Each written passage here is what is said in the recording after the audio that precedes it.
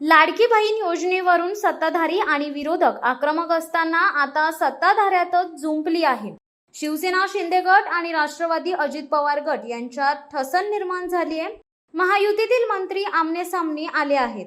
गुरुवारी मंत्रिमंडळाच्या बैठकीतच जोरदार वाद झाल्याची सूत्रांकडून माहिती मिळते। राष्ट्रवादी अजित पवार गटाकडून या योजनेचा प्रचार करताना मुख्यमंत्री लाडकी बहीण योजना असे नाव न वापरता माझी लाडकी बहीण योजना असे नाव सर्रास वापरले जात आहे।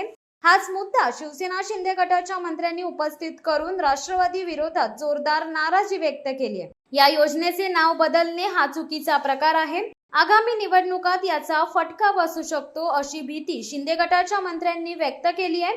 यावर मुख्यमंत्री एकनाथ शिंदे यांनी ही नाराजी व्यक्त केली आहे। उपमुख्यमंत्री देवेंद्र फडणवीस या प्रकरणात मध्यस्थी करण्याचा दिखावा करत होते, मात्र शिंदे गट आणि अजित पवार गट या प्रकरणी आक्रमकता ठेवून होता।